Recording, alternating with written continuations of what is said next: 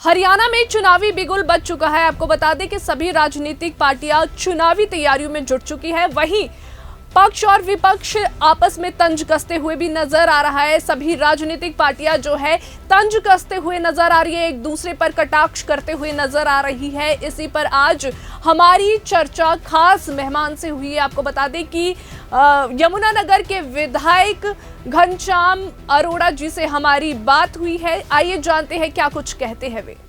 तो इसी पर चर्चा के लिए हमारे साथ जुड़ चुके हैं घनश्याम दास अरोड़ा जी, जो यमुनानगर से बीजेपी विधायक है। सबसे पहले बहुत बहुत स्वागत है सर आपका समन न्यूज हरियाणा में। धन्यवाद जी। सर, मेरा सबसे पहला क्वेश्चन यही है, हरियाणा में विधानसभा चुनाव है तो सारी तैयारियां हो चुकी है या अभी कुछ बाकी रहती है? ऐसा है जी कि यमुनानगर विधानसभा में भारतीय जनता पार्टी का प्रत्येक कार्यकर्ता चुनाव की दृष्टि से तैयार है। हमारा बैठकों का क्रम जारी है और हर बूथ पर और हर शक्ति केंद्र पर जाकर हम अपने कार्यकर्ताओं को काम करने के लिए प्रेरित कर रहे हैं।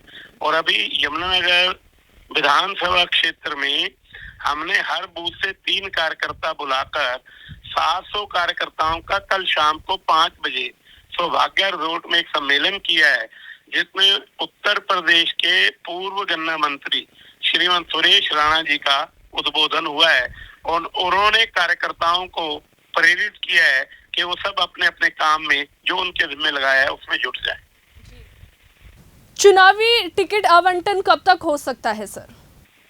ऐसा ये तो केंद्रीय संसदीय बोर्ड या जो चुनाव समिति है उसने निर्णय करना है।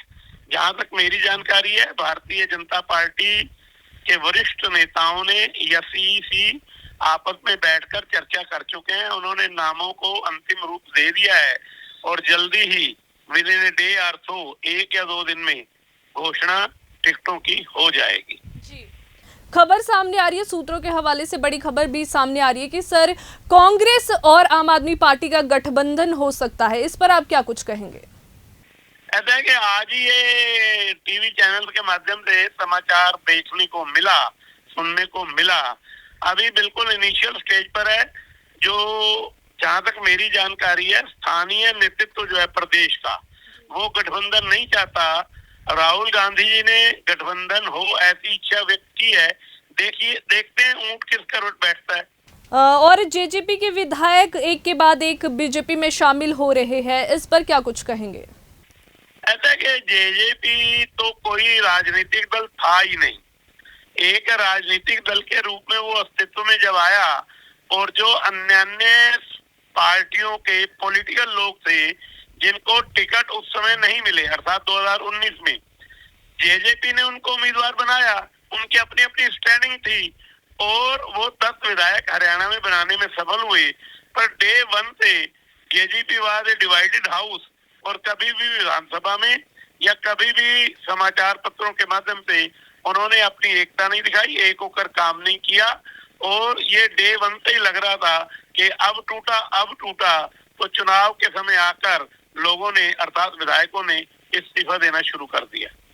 जो चुनावी तारीखें चेंज हुई है, चुनाव आयोग ने चुनावी तारीखें चेंज की है, तो कहीं ना कहीं सर कांग्रेस का जो है तंज भी सामने आ रहा है। उन्होंने कहा है कि बीजेपी हरियाणा में डर चुकी है। ऐसा है कि 4 दिन बाद चुनाव होने की घोषणा हुई है। पहले 1 को चुनाव था, अब 5 अक्टूबर को होना है। क्या इन 4 दिनों में हम डर कर पीछे हटे हैं क्या? हमने तो अपने काम करने की गति को और तेजी प्रदान की है, गति दी है, ताकि हम चुनाव में कांग्रेस को सबक सिखा सकें। और कांग्रेस की क्या स्थिति है आप देख ही रहे हैं। जितने नेता उतनी कांग्रेस और हर नेता अपने अस्तित्व की लड़ाई लड़ रहा है। देखते हैं क्या होता है जी। और करण दलाल का भी आज एक बयान आया है कि अगर ये गठबंधन होता है, आम आदमी पार्टी और कांग्रेस का गठबंधन होता है, तो बीजेपी को हराना आसान हो जाएगा। विरोधी ताकतों को एक होना जरूरी है। इस पर क्या कुछ कहेंगे? ऐसा है कि लोकसभा के चुनाव में आम आदमी पार्टी को केवल 1 सीट मिली थी और वो भी हार गए थे। तो आम आदमी पार्टी का हरियाणा में कोई भी संगठनात्मक ढांचा नहीं है। अगर है तो केवल चंद नेता हैं जो अपना अस्तित्व बचाए रखने के लिए अखबारों में, समाचार पत्रों में, टेलीविजन में अपने बयान देते रहते हैं।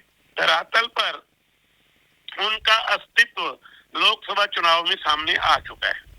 दिग्विजय चौटाला का भी एक बयान आया है कि अब विधानसभा का ताला जो है वो चाबी से ही खुलेगा, इस पर क्या कुछ कहेंगे?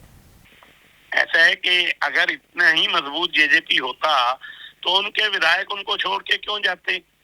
वो चले गए हैं, डूबता हुआ जहाज है, और डूबते हुए जहाज से सारे चूहे जो हैं भाग जाते हैं अपनी जान बचाने के लिए। बहुत बहुत शुक्रिया सर हमारे साथ जुड़ने के लिए। धन्यवाद जी, धन्यवाद।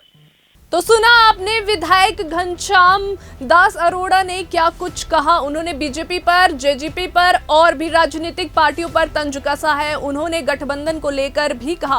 कांग्रेस और आम आदमी पार्टी का गठबंधन लोकसभा चुनाव में भी हुआ था, लेकिन वो असफल रहा था।